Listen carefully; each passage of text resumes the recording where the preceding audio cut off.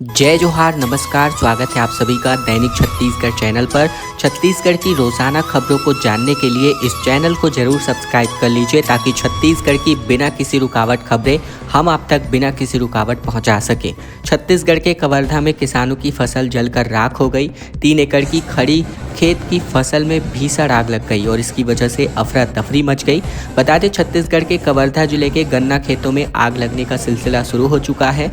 लगातार दूसरे दिन गन्ने के खेत में आग लगने की घटना अब सामने आई है। पांडा ताराई थाना क्षेत्र के छाटा गांव के खार में तकरीबन 3 एकड़ के गन्ने की फसल पूरी तरीके से जलकर राख हो गई। हालांकि आग लगने का कारण अज्ञात है, लेकिन इस आगजनी की वजह से किसानों को भारी आर्थिक नुकसान पहुंचा है। मौके पर पहुंची फायर ब्रिगेड की टीम ने आग पर काबू पा लिया। बता दें कि कल भी मोहतरा कला में गन्ने के खेत में आग लगने की घटना सामने आई थी। छत्तीसगढ़ में अब SIR सर्वे शुरू हो चुका है। 27,000 BLO की ड्यूटी लगा दी गई है। बता दें, आज से वोटर लिस्ट वेरिफिकेशन होने जा रहा है। 95% लोगों को अपने दस्तावेज नहीं दिखाने होंगे और 7 फरवरी को इसकी फाइनल लिस्ट जारी होगी। छत्तीसगढ़ में आज से बिहार की तर्ज पर स्पेशल इंटेंसिव रिवीजन यानी SIR सर्वे होने जा रहा है। इस प्रोसेस में वोटर लिस्ट का अपडेशन होगा, नए वोटरों के नाम जोड़े जाएंगे, BLO हर घर में 3 बार जाएंगे, जरूरत पड़ने पर दस्तावेज मांगे जाएंगे, फिर मिलान किया जाएगा। मुख्य निर्वाचन पदाधिकारी CO यशवंत कुमार ने सोमवार को प्रेस कॉन्फ्रेंस करी, जहां उन्होंने बताया कि केवल 5 से 6% मतदाताओं को ही दस्तावेज दिखाने की जरूरत पड़ेगी। बाकी 90 से लेकर 95% मतदाताओं का डेटा पहले से ही उनके पास उपलब्ध है। उन्होंने कहा कि जिन मतदाताओं का नाम 2003 के SIR में है, उन्हें दोबारा दस्तावेज देने की जरूरत नहीं पड़ेगी। छत्तीसगढ़ में अब तक 33 लाख लोगों का नहीं हुआ है राशन कार्ड का eKYC। 2 साल में ये लगातार तीसरी बार डेडलाइन बढ़ाई गई है। बता दें, छत्तीसगढ़ प्रदेश में राशन कार्ड धारकों की eKYC की कवायद अब एक बार फिर अधूरी रह गई है। शासन ने इस बार 25 अक्टूबर तक आखिरी तिथि तय की थी, लेकिन तय समय में भी तकरीबन 33 लाख सदस्यों का सत्यापन नहीं हो सका है। दिवाली और त्योहारों के बीच विभाग ने eKYC का अभियान तो शुरू किया, मगर ना तो लक्ष्य तय समय पर पूरे हो पाए और ना ही फील्ड स्तर पर कोई तेजी दिखाई दी है। और अब एक बार फिर से समय सीमा बढ़ाने पर विचार किया जा रहा है। राजधानी रायपुर में ही कुल 6,48,000 राशन कार्ड जारी हैं, जिनमें से जुड़े तकरीबन 22,26,521 सदस्य विभागीय रिकॉर्ड में पंजीकृत हैं। इनमें से लगभग 18 लाख सदस्यों का eKYC पूरा हो चुका है, जबकि 4,19,000 लोगों का eKYC प्रक्रिया अब भी अधूरा है। छत्तीसगढ़ में हुए बेमौसम बारिश का कहर अब इन दिनों दिखाई दे रहा है। खेतों में धान की खड़ी फसल सड़ रही है, दवा भी अब कोई काम नहीं कर पा रही है। असमय हुई बरसात ने किसानों की मेहनत पर अच्छा खासा असर डाला है। हालत ये है कि प्रदेश के कई हिस्सों के खेतों में फसल सड़ रही है। दूसरी ओर कीट प्रकोप की वजह से भी किसानों ने अपनी कमर तोड़ रखी है। बता दें, कृषकों का कहना है कि छिड़की गई दवाएं भी कारगर साबित नहीं हो पाई हैं। पिछले सप्ताह भर से बेमौसम बारिश और बदली की वजह से दुर्ग समेत प्रदेश भर में टमाटर की फसल को काफी नुकसान पहुंचा है। टमाटर में लगे फूल झड़ रहे हैं। जहां टमाटर की पैदावार शुरू हो चुकी है, वहां पानी भरने की वजह से पौधों को आर्थिक क्षति पहुंची है।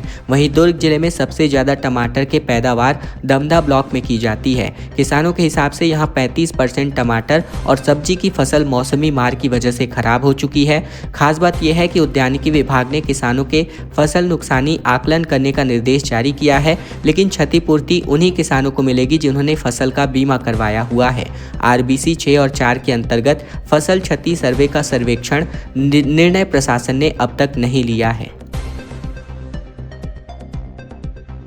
धान के अवैध परिवहन को रोकने के लिए 10 अंतर्राज्यीय चेकपोस्ट बनाए जाएंगे, जिसमें रायगढ़ में 4 टीमों की 3 पालियों में ड्यूटी लगाई जाएगी। 24 घंटे निगरानी होने जा रही है। छत्तीसगढ़ में धान की खरीदी 15 नवंबर से शुरू हो जाएगी और ऐसे में इस बार भी धान के अवैध परिवहन को रोकने के लिए 10 अंतर्राज्यीय चेकपोस्ट बनाए गए हैं। साथ ही 4 टीमों की 3 पालियों में ड्यूटी लगा दी गई है, जो कि 24 घंटे की निगरानी रखेंगे। किसानों से धान की नगद और लिंकिंग के माध्यम से तकरीबन 15 नवंबर से खरीदी शुरू होगी, जो कि 31 जनवरी तक जाएगी। इस साल भी किसानों ने धान की खरीदी की अधिकतम सीमा लिंकिंग समेत 21 क्विंटल प्रति एकड़ निर्धारित की है। बता दें जिले के तकरीबन 69 समितियों के अंतर्गत 105 उपार्जन केंद्रों में धान की खरीदी की जाएगी। ऐसे जिले भी हैं जहां 10 स्थानों पर अंतर्राज्यीय चेकपोस्ट स्थापित किए गए हैं, जहां अवैध धान की आवाजाही पर खास निगरानी रखी जाएगी। इसके लिए 4 टीमों की 3 पालियों में ड्यूटी लगाई गई है। एग्रीस्टेक पोर्टल के माध्यम से पंजीकृत किसानों से भारत सरकार की ओर से निर्धारित गुणवत्ता मानकों के अनुरूप धान की खरीदी की जाएगी। बता दें धमतरी के राजा डेरा बांध को अब जो है देखने को मिल रहा है कि टूट चुका है। 12 फीट का पानी इसकी वजह से बह गया। ग्रामीणों ने बांध निर्माण में लापरवाही का आरोप लगाया। किसानों को नुकसान अब तक नहीं हुआ है, ये एसडीओ ने कहा है। छत्तीसगढ़ के धमतरी के राजा डेरा बांध की बड़ी खबर सामने आ रही है, जो कि टूट चुका है। बांध टूटने की वजह से जलाशय में भरा पानी तेजी से बहने लगा, जिसकी वजह से आसपास के ग्रामीणों में चिंता का माहौल है। सिंचाई विभाग ने पानी रोकने के प्रयास तो किए, लेकिन वे असफल रहे। बांध टूटने की वजह से आसपास के बने मुरमी का रपटा भी तकरीबन 25 फीट तक बह गया। ग्रामीणों को प्रभावित क्षेत्रों से दूर रहने की सलाह दी गई है। विभाग ने रेत से भरी बोरियों का उपयोग कर पानी रोकने का प्रयास किया, लेकिन सफलता नहीं मिल पाई है। राजा डेरा बांध अपने निर्माण के समय से ही विवादों में चल रहा है। इस पर भ्रष्टाचार के भी गंभीर आरोप लगे थे। बांध का निर्माण कई हिस्सों में हुआ था और निर्माण के तुरंत बाद ही इसके एक हिस्से की चट्टान में भी दरारें आ गई थी। लगभग 10 से 12 साल पहले इसकी मरम्मत भी कराई गई थी, लेकिन कई भागों में निर्माण के कारण सिंचाई विभाग के पास इसकी वास्तविक लागत का पूरा विवरण अब तक नहीं मिल पाया है। रायपुर से बड़ी खबर, जहां एयर शो के लिए वायुसेना के स्पेशल जेट्स रायपुर पहुंच चुके हैं। दिल्ली समेत 5 फ्लाइट्स की टाइमिंग बदल दी गई है। रिहर्सल और एयर शो के वक्त कोई भी टेक ऑफ और लैंडिंग नहीं होने जा रहा है। छत्तीसगढ़ राज्योत्सव के अवसर पर राजधानी रायपुर में रोमांच और गौरव का एक अद्भुत संगम देखने को मिलेगा। भारतीय वायुसेना के विशेष फाइटर जेट्स रायपुर पहुंच चुके हैं। ये जेट्स आगामी 5 नवंबर को नवा रायपुर अटल नगर में होने वाले एयर शो में हिस्सा लेंगे। जानकारी के मुताबिक भारतीय वायुसेना की सूर्य किरण एरोबेटिक टीम अपने दमदार करतबों से आसमान में अद्भुत नज़ारे पेश करेंगी। हॉक जेट विमानों से लैस ये टीम अपने सटीक परफॉर्मेंस और रोमांचक एरियल डिस्प्ले के साथ पूरी दुनिया में प्रसिद्ध है। वहीं एरोबेटिक शो की वजह से 5 नवंबर को रायपुर एयरपोर्ट से 5 घरेलू उड़ानों की टाइमिंगों में बदलाव किया गया है। एयरपोर्ट अथॉरिटी के मुताबिक सुबह 10 से लेकर दोपहर 12 बजे तक एयर शो के चलते विमानों का टेक ऑफ और लैंडिंग रोक दिया गया है। इस दौरान लखनऊ, भुवनेश्वर, हैदराबाद की एक फ्लाइट और दिल्ली की 2 फ्लाइट का समय रीशेड्यूल यानी कि वापस से समय में बदलाव किया गया है। खबरों में आगे बढ़े इसके पहले अगर आपने ये चैनल अभी तक सब्सक्राइब नहीं किया है, सब्सक्राइब जरूर कर लीजिए छत्तीसगढ़ की रोजाना खबरों को जानने के लिए। साथ ही इस वीडियो को लाइक कर दीजिए, शेयर कर दीजिए अपने दोस्तों और रिश्तेदारों तक, ताकि उन तक भी यह खबरें पहुंचाई जा सके। छत्तीसगढ़ में मतदान बूथों की संख्या बढ़ने जा रही है। 2828 नए केंद्रों को खोलने की सहमति पर विचार किया जा रहा है। संख्या अब 27,199 पर जा पहुंचने वाली है। बता दें छत्तीसगढ़ में इस बार विधानसभा चुनाव के दौरान मतदाताओं की सुविधा के लिए बूथों की संख्या बढ़ाई जाएगी। राज्य निर्वाचन विभाग ने 2828 नए मतदान केंद्र स्थापित करने का फैसला किया है, जिसका उद्देश्य ग्रामीण और दूर दराज इलाकों में मतदाताओं की पहुंच आसान बनाना और मतदान प्रतिशत में बढ़ोतरी करना है। राज्य में वर्तमान में लगभग 24,371 मतदान केंद्र हैं। नए केंद्र जुड़ने की वजह से अब इनकी संख्या 27,199 पर जा पहुंचेगी।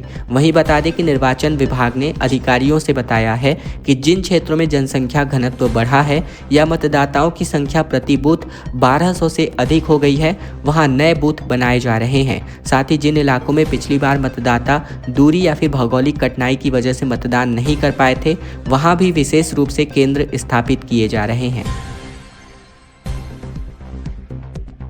गरियाबंद में 25 साल से स्वीकृत 61 पुल अब तक नहीं बन पाए हैं। बरसात में 50 गांवों का मुख्यालय से संपर्क कट जाता है।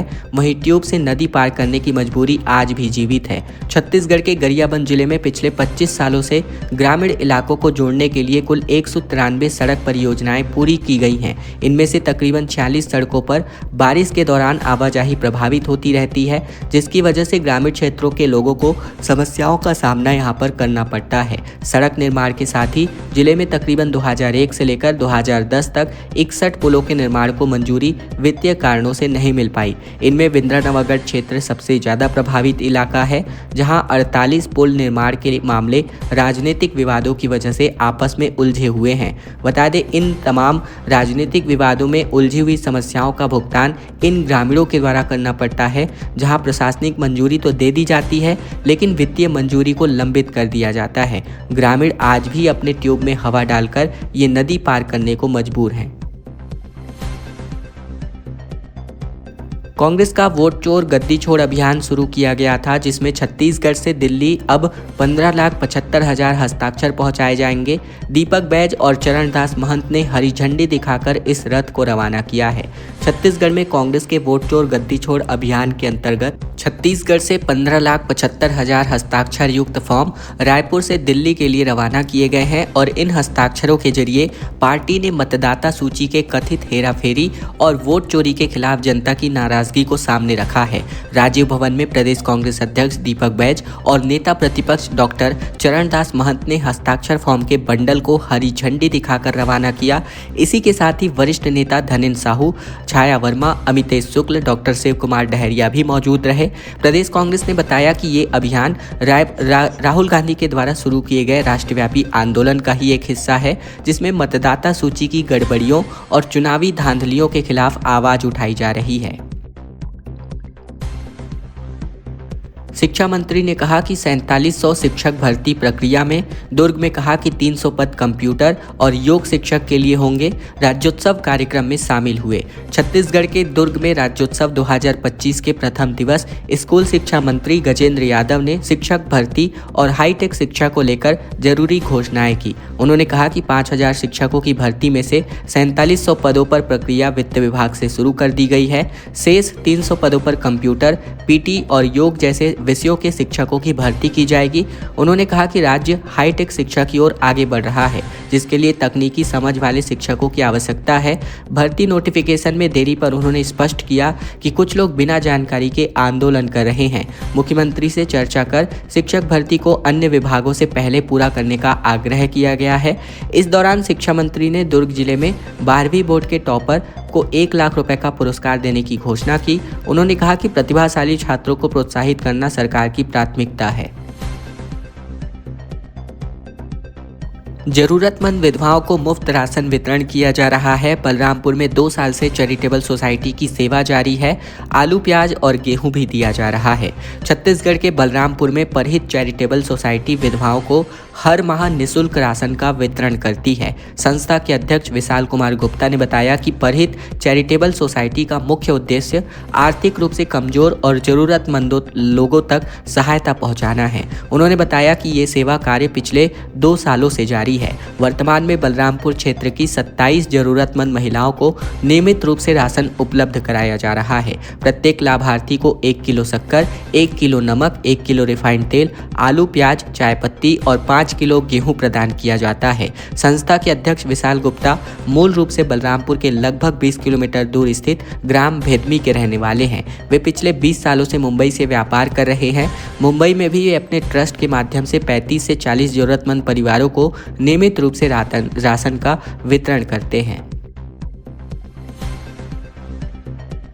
बिलासपुर में जर्जर सड़क से परेशान होकर के लोगों ने चक्का जाम कर दिया और मुख्य बाजार में 2.5 घंटे तक प्रदर्शन जारी रहा। गोल बाजार से लेकर के सदर बाजार मार्ग पूरी तरीके से बाधित पड़ा रहा। बिलासपुर में जर्जर सड़क के विरोध में जूना बिलासपुर के नागरिकों और व्यापारियों ने चक्का जाम कर दिया। ये प्रदर्शन सुबह 11 बजे शुरू हुआ और लगभग 2.5 घंटे तक चला, जिसकी वजह से यातायात बाधित रहा। प्रदर्शनकारियों ने सड़क पर लेट करके प्रशासन के खिलाफ जमकर नारेबाजी करी। चक्का जाम का ये स्थान सदर बाजार और गोल बाजार रोड से जुड़ता है, जो बिलासपुर का मुख्य बाजार क्षेत्र है। कोतवाली थाना क्षेत्र के जूना बिलासपुर में हुए इस प्रदर्शन से शहर के यातायात व्यवस्था में बुरी तरीके से प्रभाव पड़ा। प्रदर्शनकारियों ने जर्जर सड़क के तत्काल डामरीकरण की मांग को तेज किया। सड़क सुधार की मांग को लेकर जूना बिलासपुर के व्यापारी संघ के अध्यक्ष रमेश गुप्ता, गांधी चौक व्यापारी संघ के अध्यक्ष नासिर खान, पूर्व एल्डरमैन अखिलेश गुप्ता और महेश दुबे के नेतृत्व में नागरिकों ने ये चक्का जाम किया। सिंधु समाज ने विरोध प्रदर्शन किया और दुकानें बंद रखी गई। इष्ट देव पर टिप्पणी के विरोध में भानु प्रतापपुर थाने में शिकायत दर्ज कराई गई। छत्तीसगढ़ के कांकेर में सिंधु समाज के अमित बघेल के खिलाफ भारी आक्रोश व्यक्त किया गया, जहां इष्ट देव पर आपत्तिजनक टिप्पणी के मामले में विरोध में समाज ने भानु प्रतापपुर में व्यावसायिक प्रतिष्ठानों को बंद रखा और रैली निकाल करके थाने का घेराव किया। घेराव के दौरान सिंधु समाज के सदस्यों ने अमित बघेल के खिलाफ एफआईआर की मांग दर्ज करने की मांग करते हुए जमकर नारेबाजी करी। समाज द्वारा भानु प्रतापपुर थाने में पहले भी शिकायत पत्र दिया जा चुका था। थाना घेराव के बाद थाना प्रभारी ने मामले की गंभीरता को देखते हुए तुरंत कार्यवाही की। जोहार छत्तीसगढ़ पार्टी प्रमुख अमित बघेल के खिलाफ भारतीय न्याय संहिता 2023 की धारा 299 के अंतर्गत अपराध पंजीबद्ध कर लिया गया है। छत्तीसगढ़ के 335 कॉलेजों में प्रोफेसरों के 760 पद खाली हैं और 4 सालों से ये भर्ती प्रक्रिया अटकी पड़ी है। बता दें, छत्तीसगढ़ के प्रदेश के सरकारी कॉलेजों में प्रोफेसरों की भर्ती की प्रक्रिया पिछले 4 सालों से अधर में लटकी हुई है। इसके चलते राज्य की उच्च शिक्षा व्यवस्था पर गंभीर सवाल खड़े हो रहे हैं।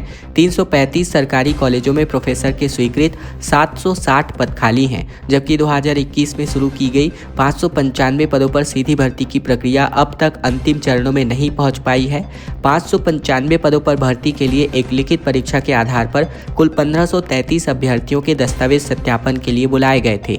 ये प्रक्रिया पूरे हुए 2 माह से ज़्यादा का समय बीत चुका है, लेकिन अब तक अभ्यर्थियों को साक्षात्कार के लिए बुलावा नहीं आया है। इन पदों में सबसे अधिक रिक्तियां राजनीति शास्त्र, कॉमर्स, हिंदी और भौतिक शास्त्र जैसे विषयों में थी। कोरबा पुलिस लाइन में 7 फीट का अजगर मिला, जहां बच्चों से खेलने की जगह ये छिपा हुआ था। स्नैक कैचर की टीम ने रेस्क्यू करके जंगल में वापस छोड़ा। कोरबा जिले के पुलिस लाइन में उस समय हड़कंप मच गया जब बच्चों के खेलने की जगह के पास एक 7 फीट लंबा अजगर देखा गया। ये अजगर लकड़ी के ढेर में छिपा हुआ था। बच्चों की सुरक्षा को देखते हुए इसको जंगल में छोड़ना आवश्यक समझा गया। आरक्षक सुरेश कुमार ने तत्काल वाइल्ड लाइफ रेस्क्यू टीम के अध्यक्ष जितेंद्र सारथी को इसकी सूचना दी। सारथी ने कुछ ही देर में पुलिस लाइन की नई बिल्डिंग पहुंचकर रेस्क्यू ऑपरेशन शुरू किया। मैनपाट में कंधे पर शव को लेकर के 3 किलोमीटर तक पैदल चले ग्रामीण। गांव तक नहीं बनी है कोई भी सड़क। विधायक रामकुमार टोप्पो ने कहा कि सड़क बनाने की अब पहल करेंगे। सरगुजा जिले के मैदान में युवक का शव लेकर के ग्रामीण पिकअप से असगवा तक पहुंचे। यहां से 3 किलोमीटर दूर शव को कंधे पर ढोकर सुगा पानी पहुंचे, जहां सड़क नहीं बनने के कारण असगवा तक शव वाहन नहीं पहुंच पाती है। 10 दिन पहले भी एक सीएफ के जवान ने शव को ग्रामीण ढोकर के गाँव तक पहुंचे थे। सीतापुर विधायक रामकुमार टोप्पो ने कहा कि क्षेत्र पहुंच विहीन है, सड़क निर्माण की पहल की जा रही है। दरअसल मैनपाट ब्लॉक के असगवा तक कच्ची सड़क है और इसके लगे सुगापानी, साथ ही ढाबपारा, टिकरापारा, गिर्राडीह और नवलपारा आदि कस्बों तक पहुंचने के लिए कोई भी सड़क उपलब्ध नहीं है। यहाँ मछली नदी में पुल नहीं है, इसके कारण गाड़ियाँ बस्तियों तक नहीं पहुँच पाती है। किसी की मौत होने पर शवों को गाँव तक पैदल लेकर के ढोना पड़ता है। एक ही प्रदेश में एक नाम से कई गांव मौजूद हैं। रायपुर छत्तीसगढ़ के साथ साथ राजस्थान, यूपी, हरियाणा में भी राज्यों के एक नाम के कई शहर हैं। दरअसल देश के कई शहर ऐसे भी हैं जिनके नाम एक जैसे हैं, मगर वे अलग अलग राज्यों में बसे हुए हैं। ये सुनने में जितना रोचक है उतना ही चौंकाने वाला। हाल ही में हिमाचल प्रदेश के बिलासपुर जिले में हुए भीषण लैंडस्लाइड ने एक बस को अपनी चपेट में ले लिया। इस हादसे में बस में सवार 16 यात्रियों की मौत हो गई थी और इस हादसे की खबर जब सोशल मीडिया और न्यूज चैनलों पर चलने लगी तो छत्तीसगढ़ के लोगों में भी हलचल मच गई। वजह थी बिलासपुर का नाम, क्योंकि छत्तीसगढ़ की न्यायधानी भी बिलासपुर ही है। लोग एक पल तो सोच में पड़ गए कि आखिर हादसा अपने बिलासपुर में तो नहीं हुआ।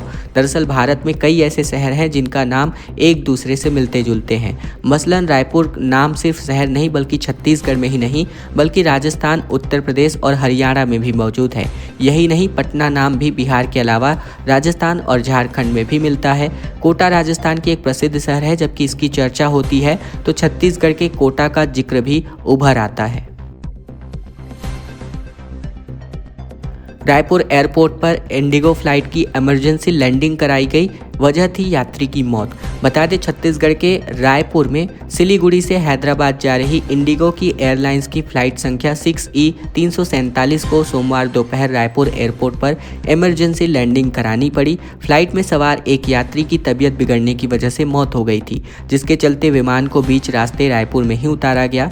जानकारी के मुताबिक पश्चिम बंगाल से दार्जिलिंग यानी सिलीगुड़ी निवासी अमित सिन्हा 37 वर्ष गंभीर लिवर की बीमारी से पीड़ित थे। इलाज के लिए हैदराबाद जा रहे थे और उड़ान के दौरान अचानक उनकी तबीयत बिगड़ गई।